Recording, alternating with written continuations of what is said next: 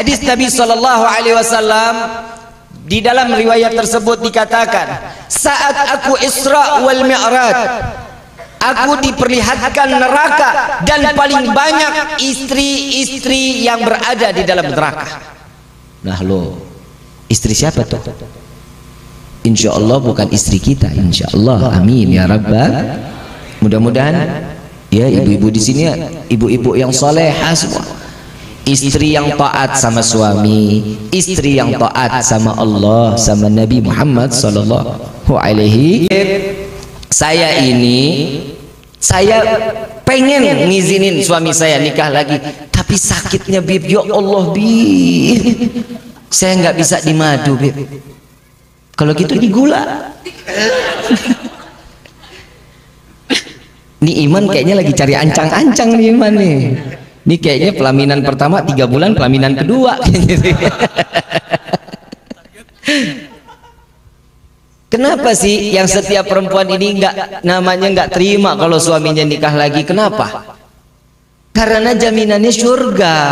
Syaitan akan membisikkan, enggak boleh, jangan, enak aja, ntar dibagi 2, rezeki lo kurang, ntar uang make up lo berkurang, uang dandanan lo, uang semuanya berkurang, cintanya ntar dibagi, dia lebih cinta sama yang kedua karenanya lebih semok. Kan begitu tuh, ibu udah dia ngomong bahaya. Tapi apa diteruskan oleh Allah Subhanahu wa taala di dalam firman-Nya? Jika satu mencukupi, kata Allah, di dalam syariat, di dalam ketentuan hak kepada laki-laki, nggak boleh, cukup satu. Alhamdulillah, lega napas Bib. Tuh Pak, denger tuh Pak tuh.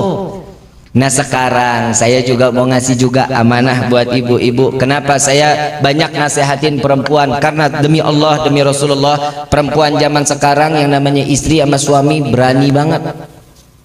Betul nggak? Melotot sama suami, pulang telat dikit ngoceh sampai subuh. Betul begitu, betul. Saya ngomong banyakin perempuan ini kenapa? Karena di neraka itu paling banyak apa? Laki-laki apa perempuan? Karena nggak ngizinin suaminya kawin lagi. Kembali lagi ke situ. Satu ibu udah pulang, mulai gerah ngedengerin suami kawin lagi. Dikit lagi juga emak-emak pada pulang nih. Terusin ya, terusin ya. Di neraka paling banyak apa? Perempuan. Apa di dalam kitab Duratun Nasihin, hadis Nabi Shallallahu Alaihi Wasallam, di dalam riwayat tersebut dikatakan, saat aku Isra wal Mi'raj, aku diperlihatkan neraka dan paling banyak istri-istri yang berada di dalam neraka.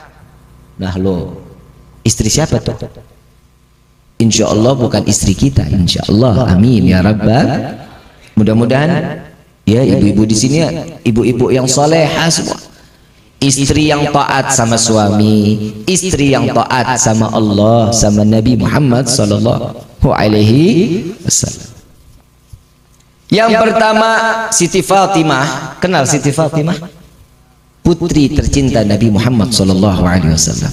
Bertanya, ya Rasulullah, wahai ayahku, apa yang membuat perempuan-perempuan atau istri daripada suami mereka itu ada di dalam neraka? Yang pertama, ada yang diikat daripada embun-embunannya, diikat, ditarik oleh malaikat sampai otaknya berceceran.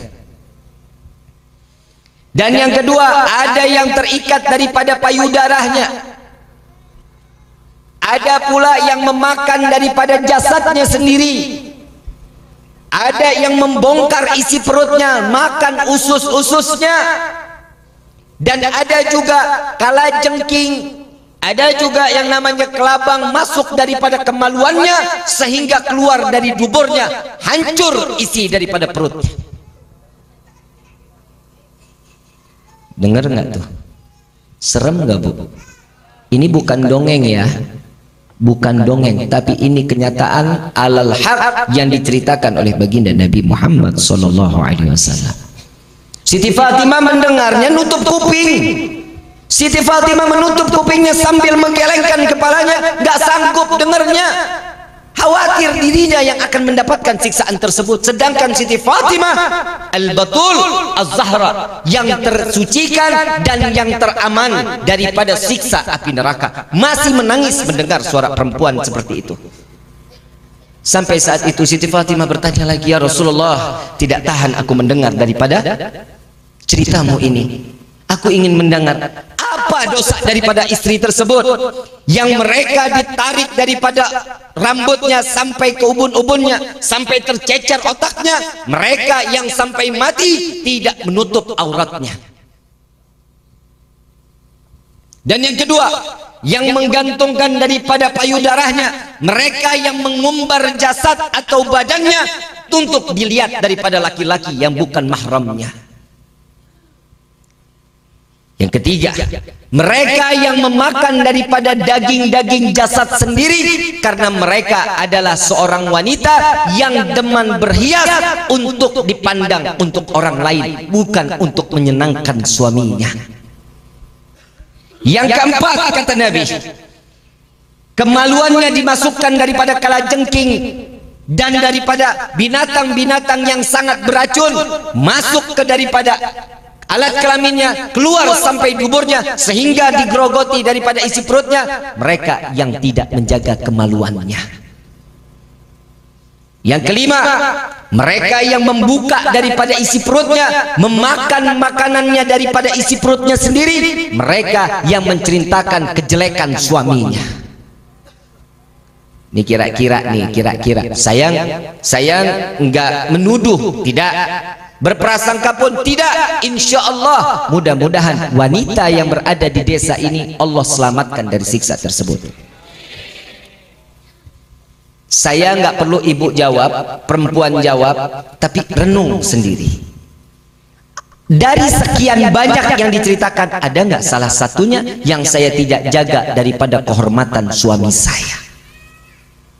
Sampai Nabi mengatakan, Bu, Pak, untuk menyampaikan kepada istri di rumah, tahu nggak sih di dalam khutbah nikah, ya ayyuhalladzina amanu ittaqullah, di khutbah nikah ada dikatakan di dalam khutbah tersebut Nabi mengucapkan, wahai orang yang beriman, bertakwalah kalian kepada Allah. Karena pernikahan ini untuk menjaga keimanan dan makin taat ibadah kepada Allah. Hukum nikah itu banyak. Bisa jadi sunnah, bisa jadi wajib, bisa jadi haram. Kapan ini terjadi? Sunnah jika, simak baik-baik, jika pernikahan tersebut ingin menambahkan nilai ibadah mereka kepada Allah, maka sunnah hukumnya. Pernikahan hukumnya sunnah. Wajib, kapan itu menjadi wajib? Mereka punya hawa nafsu yang tinggi, berkeinginan untuk syahwatnya nggak bisa dibendung, memiliki keuangan yang cukup, maka wajib untuk menikah. Keuangan yang cukup maksudnya bisa menafkahi, memberikan nafkah lahir dan batin. Kapan itu menjadi haram? Nih yang bahaya, ini yang benar-benar bahaya. Kita nggak sadar ini. Pernikahan kita bisa menjadi haram jika sebelum menikah mereka orang yang pandai beribadah, setelah menikah dia orang yang lalai kepada Allah. Haram pernikahan tersebut. Mudah-mudahan Allah jaga pernikahan kita. Nah, maka itu minta kepada Allah, ya Allah, panjangkan jodoh kami. Panjangkan jodoh kami sampai ke dalam surga, jangan cuma sampai di dunia. Suami fitnah, istri fitnah, anak fitnah, mertua, gue bilangin loh, mertua fitnah, tetangga fitnah, saudara fitnah, ipar fitnah. Orang yang berani menikah membuka lembaran fitnahan baru. Nih contohnya ini. Ini dia berani membuka lembaran fitnahan baru. Bukan berarti orang nikah ujiannya stop, nggak ada, dibuka, makin dilebarin. Makanya doanya jangan salah. Kadang kita dikasih doanya, kadang suka bilang, ya Allah tambahkan hamba kesabaran, ya Allah. tambahkan hamba kesabaran. Sampai nangis. Kenapa? Ujian terus, Beb, nggak selesai ujian lagi terus minta sabar. Iya, pantesan, karena diminta sabar, ujiannya lagi, sabar lagi, uji lagi, terus sampai di mana batas kesabaran? Mintanya jangan minta sabar.